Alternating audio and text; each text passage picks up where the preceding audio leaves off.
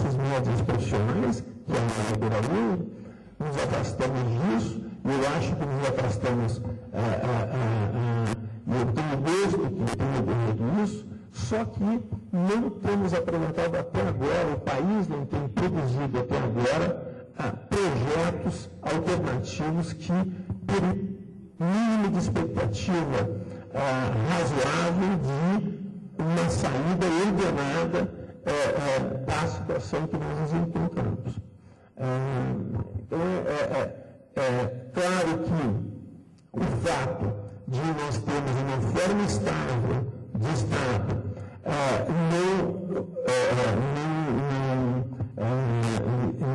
não nos coloca em risco, mas me parece que esta ausência de projeto neodesenvolvimentista, de projeto alternativo ao neoliberal, pode nos atrasar no sentido da gente cumprir, afinal, aquela ambição das elites políticas que dominam o Estado de nos tornarmos uma potência não só capaz de afetar os rumos da ordem mundial, mas também uma potência democrática e mais igual. Obrigado.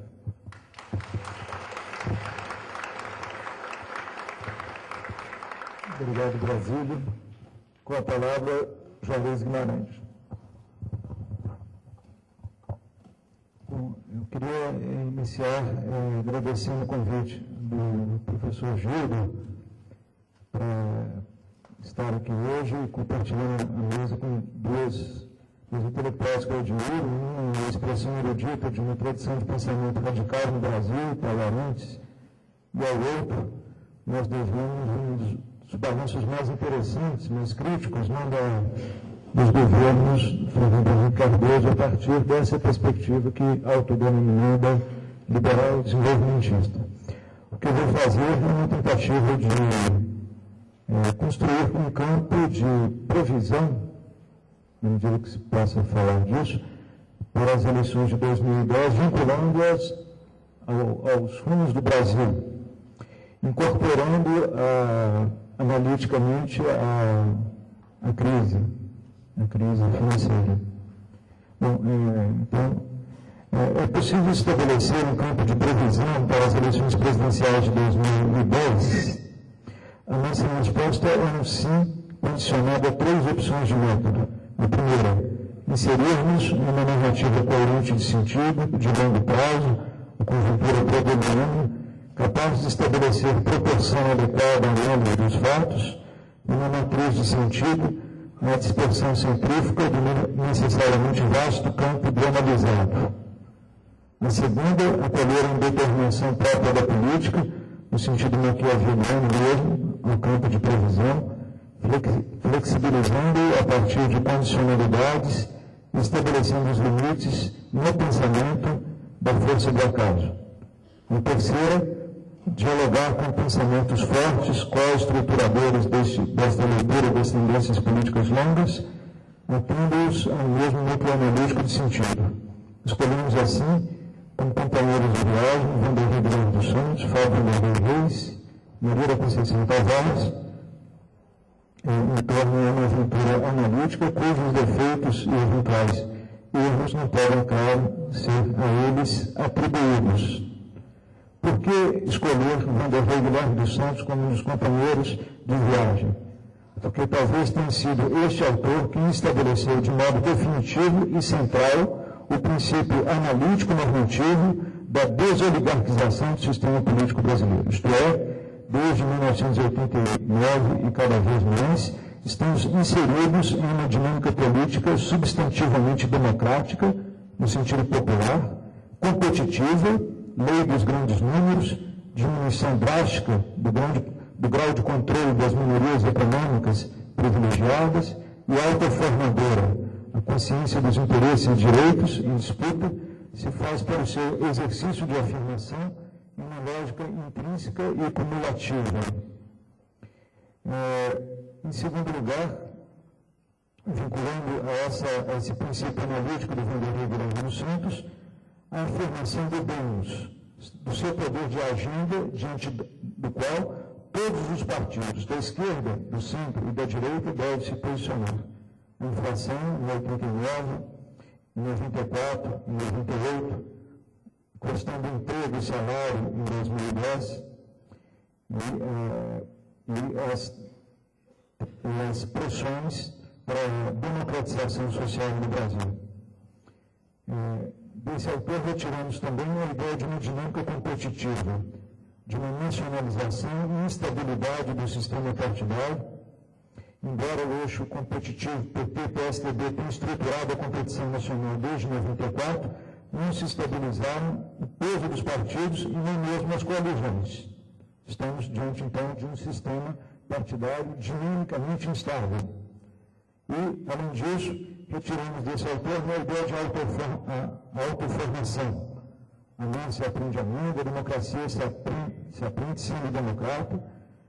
Há uma aproximação entre a experiência e a consciência da experiência, que faz com que não possa mais fazer coincidir, por exemplo, um conceito estrito de opinião pública com uma opinião midiática, e haja, inclusive, atritos e divergências e cisões entre essas duas dinâmicas.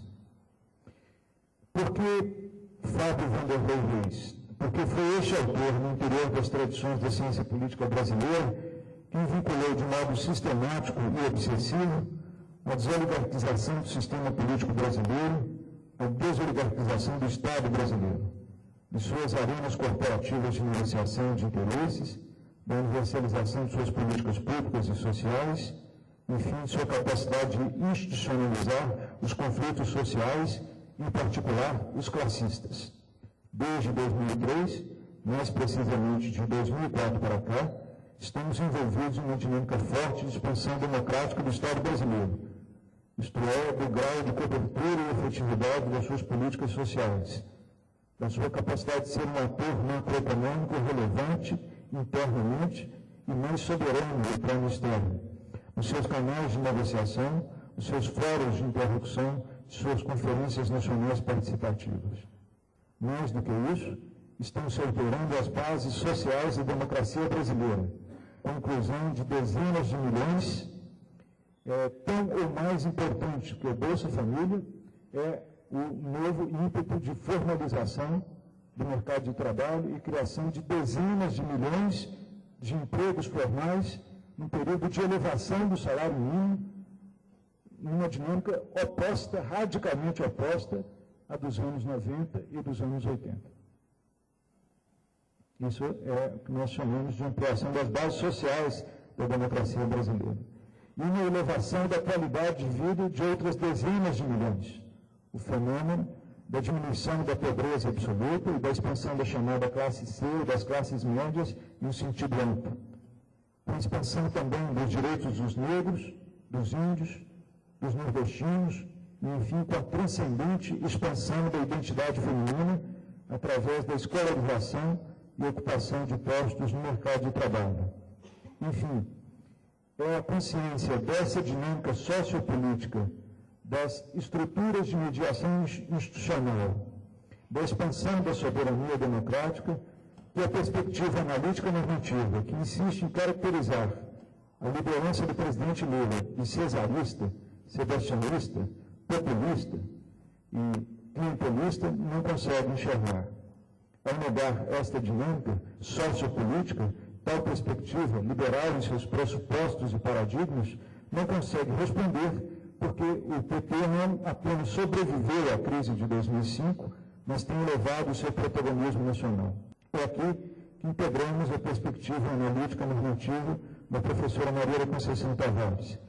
É esta intelectual que devemos, que é hoje a maior representante da tradição nacional desenvolvimentista, que devemos a primeira interpretação no Brasil sobre o ciclo econômico internacional de financiarização, iniciado no princípio dos anos 80, sob o patrocínio do Estado norte-americano e com sede em Wall Street, com suas consequências estruturantes sobre os ciclos das economias periféricas e semi-periféricas. Formada no paradigma que centra o seu núcleo analítico nas relações entre política e economia, Maria da Conceição Tavares, desde o início, anteviu a problemática cisão entre a nascente democracia brasileira reconquistada e as linhas de força da crise financeira do Estado brasileiro, a dívida externa nos anos 80 e a dívida pública nos anos 90, formando um campo analítico normativo crítico à adoção das políticas macroeconômicas neoliberais nos anos 80 e 90, que mais do que expressar, alimentaram esta cisão entre a dinâmica econômica e a formação dos direitos democráticos. Mais fundamental ainda, devemos à professora Maria da Conceição Tavares a contribuição decisiva para elaborar a relação entre a formação das bases sociais da democracia e uma nova dinâmica econômica, baseada na reconquista da soberania do Estado brasileiro e um novo ciclo baseado na expansão dos bens públicos e no mercado interno, alavancado pelo novo protagonismo do Estado brasileiro no financiamento e no investimento. Agora, que o ciclo de financiarização, apoiado no poder geopolítico dos Estados Unidos, entrou em colapso, como pensar a relação entre o processo de constituição das bases sociais da democracia com a transição para um novo ciclo internacional? Do nosso ponto de vista, é que a dinâmica econômica brasileira atual já atingiu um patamar inicial mais importante de recuperação de soberania, suficiente para evitar aqui uma replicação da recessão ou uma drástica redução do crescimento. No ano agudo da crise internacional, nós vamos bater o recorde na formação de empregos formais, mais de 2 milhões de empregos formais. Até os bancos, que são os mais antidesenvolvimentistas, prevêem para o ano que vem crescimento de 3,5%. Até os bancos. Por quê? Porque reservas externas, a diferença da Argentina, uma dinâmica econômica a partir de 2006, diferentemente de 2004, principalmente centrada no mercado interno, e um protagonismo do Estado. Interessante, inclusive, que, dadas as posições do Estado brasileiro, a desvalorização do real propiciou uma possível redução importante da dívida pública em relação ao PIB, fornecendo ao Estado amplo poder de alavancagem, não apenas através dos entes estatais apontados pelo Brasil do Salão, mas também através da continuidade do programa de aceleração do crescimento. Se o primeiro ciclo varguista respondeu à crise de 29, produzindo o nosso primeiro ciclo econômico endógeno, como nos ensinou o Celso Furtado, agora o desafio seria combinar soberania com aprofundamento da democracia, inclusão social, distribuição de renda e protagonismo do Estado brasileiro democrático como saída para a crise. Custa a crer que a oposição liberal, nas suas principais representações públicas, e mesmo economistas, chamados, que têm relação com o desenvolvimentismo, cobrem do Estado a diminuição dos gastos públicos em meio à crise, peçam menos Estado, menos recursos do Estado em meio à crise, uma clara política pré-keynesiana, inclusive, em cobrar do Estado brasileiro a diminuição de gastos públicos, uma política claramente anti-keynesiana. Então, como a partir dessa tripla armação analítica normativa e a partir dos resultados eleitorais das eleições recentes, pensar o contexto das eleições presidenciais de 2010. Elas serão as primeiras eleições presidenciais após 1989, sem a liderança histórica de Lula. Pergunta-se, qual a capacidade de transmissão de votos dessa liderança pública no Brasil? Nós avaliamos que essa transmissão é muito condicionada. É evidente que em eleições nacionais, um governo que se mantiver a popularidade alta que mantém hoje, essa transmissão é potencialmente maior que em eleições municipais. Como nós procuramos trabalhar, essa liderança ela tem por trás de si partidos, coalizões, mediações institucionais, redes movimentalistas e religiosas. Então, é possível pensar que a passagem de transmissão de votos numa tal dinâmica para uma nova liderança, que seja pensada com anterioridade, que não seja externa à experiência, trabalhada com um grau de consensualidade e com uma capacidade performática de representar com razão e paixão o projeto, é possível pensar nessas condições, condicionadas, uma alta possibilidade de passagem de votos da liderança histórica de Lula para o eventual candidato ou candidata que represente o projeto nas eleições de 2010. Qual a relação entre as eleições municipais de 2008 e as eleições presidenciais de 2010? E eu estou caminhando, então, para o fim. Parece que eu tenho um tempo. Eu corro tudo, peço desculpas. Bom, qual a relação, então, entre as eleições municipais de 2008 e as eleições presidenciais de 2010? Nenhuma, se pensarmos numa replicação, numa analógica, porque são eleições com racionalidades contextuais diversas, isto é, atores diferentes, coalizões diferentes, agendas diferentes. O que as eleições municipais definem é a potência dos atores e a potencialidade das coalizões, mais fechando possibilidades do que definindo de antemão outras. Por exemplo, uma alternativa própria e competitiva, puxada pelo PSD, PDT, PCdoB, em torno da candidatura Ciro Gomes, parece hoje mais improvável do que era antes. Uma alternativa própria e competitiva, puxada pelo DEM, parece muito improvável. Para medir, então, esta potência dos atores e a potencialidade das coalizões, utilizamos 3 índices. O número de votantes obtidos por cada partido, o índice de potência eleitoral, o número de municípios governados por cada partido, que reflete o índice de nacionalização eleitoral desse partido, e os resultados nas cidades com mais de 200 mil eleitores, que revela, então, o índice de protagonismo nacional desses partidos. A partir, então, da convergência desses 3 índices, índice de potência eleitoral, índice de nacionalização eleitoral, índice de protagonismo nacional, nós formulamos 3 linhas diretivas de previsão, todas condicionadas, é claro. Né? A primeira, as eleições municipais de 2008 revelam um sistema partidário dinâmico e instável, com maior ponderação para o espectro que vai do centro para a esquerda, com clara diminuição da força dos partidos mais conservadores, de direita, mas também de centro-direita.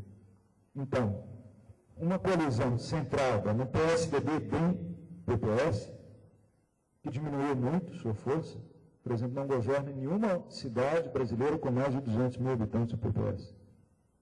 Seria muito provavelmente derrotada nacionalmente em 2010.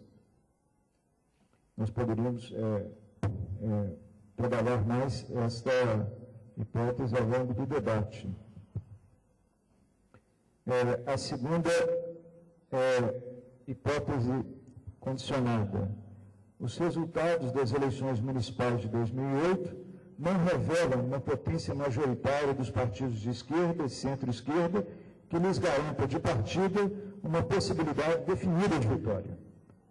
Trabalhando uma escala de 5 juízos, muito provável, indefinido, pouco provável e muito pouco provável, uma chapa de esquerda, centro-esquerda, teria uma vitória previsível apenas na hipótese de uma neutralização do partido de centro, PMDB, isto é, a sua divisão razoavelmente equilibrada entre os 2 polos em disputa.